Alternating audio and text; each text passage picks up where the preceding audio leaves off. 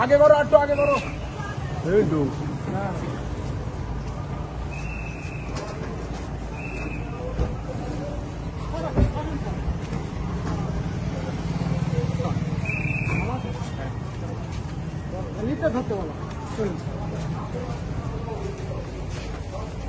জাহান্নামে যাবে আর কে জান্নাতে যাবে তিনি জেনে বসে আছেন।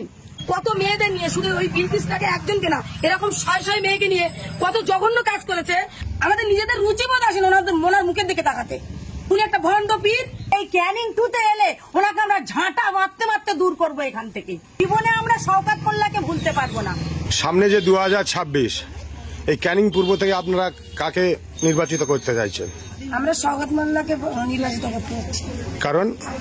কারণ আমাদের যা উন্নয়ন করেছে, আমাদের লক্ষ্মীর ভান্ডার থেকে শুরু করে আমাদের সন্তানদের যুবশ্রী, সবুজ সাথী, তারপরে রাস্তাঘাট, পানীয় জল, মানে সমস্ত উন্নয়নের দিক থেকে কি নেই, মানে কি দেয়নি, আমরা দেয়নি বলে কিছু জানিনি।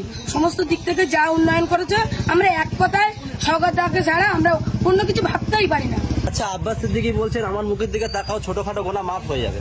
আব্বাস সিদ্দিকীর মুখের দিকে কি তাকাবো? উনি নিজে একটা পাপী মানুষ। ওনার মুখের দিকে তাকাতেই আমাদের রুচিবোধ আসে না, তো আমরা ওনার মুখের দিকে কিভাবে তাকাবো? আমাদের নিজেদের রুচিবোধ আসে না ওনার মুখের দিকে তাকাতে। উনি একটা ভণ্ড পীর। আচ্ছা, আব্বাস সিদ্দিকী ঘটকপুকুরে একটা নবী দিবসের মানুষ থেকে শওকত মোল্লাকে জাহান্নামে কুকুর বলে আখ্যা দিলেন, সেই বিষয়ে কি বলবেন? আর ওনার বিষয়ে কি বলবো আমি নিজে কল্পনা করতে পারছি না যে কি আমি ওনাকে কি ভাষা দেবো, কি বলবো। উনি জাহান্নামের কুকুর বলছে।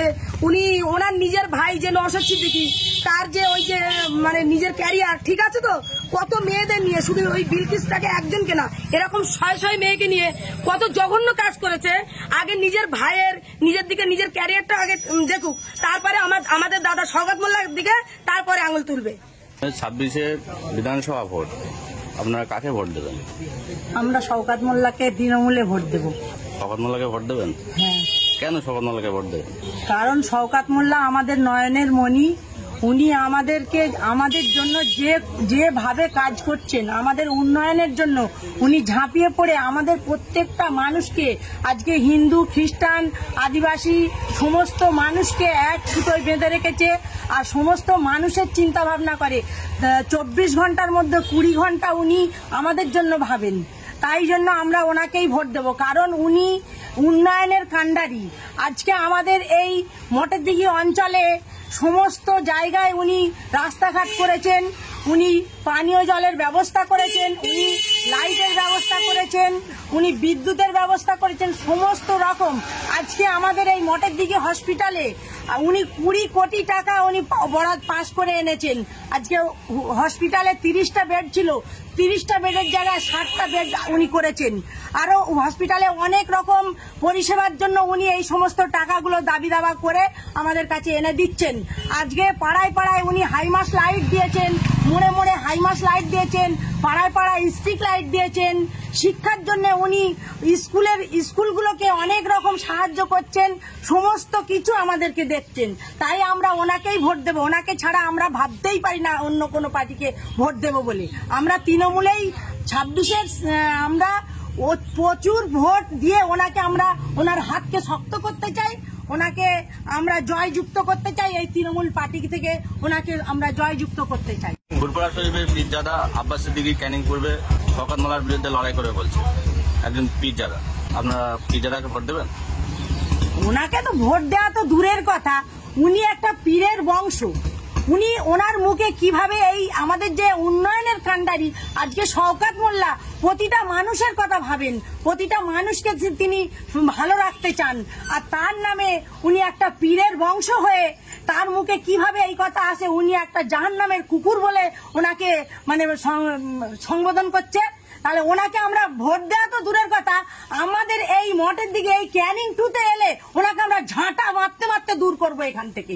আমরা যখন নামাজ পড়ি, আমি মুসলিম ঘরের মেয়ে, আমরা যখন নামাজ পড়ি আমরা কি করি, আমরা যখন মোনাজাত করি তখন আমরা বলি যে আমার দ্বারাই যেন কোনো মানুষের ক্ষতি না হয়, আমার দ্বারাই যেন প্রত্যেকটা মানুষের ভালো হয়, প্রত্যেকটা মানুষের আমরা ভালো চাই। যখন আমরা এক মনে এক ধ্যানে আল্লাহর উপাসনা করি তখন আমরা এটাই ভাবি মানুষের কল্যাণ চাই। আজকে তিনি একটা পীরের বংশধর হয়ে তিনি জানেন যে কে জাহান্নামে যাবে আর কে জান্নাতে যাবে, তিনি জেনে বসে আছেন।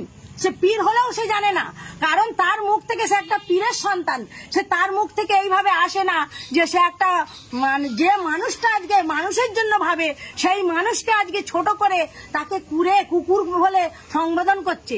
তাকে আমরা ঘৃণা করি, আব্বাস সিদ্দিককে আমরা ঘৃণা করি। আচ্ছা, শওকত মোল্লা কি আপনাদের এলাকায় আসে?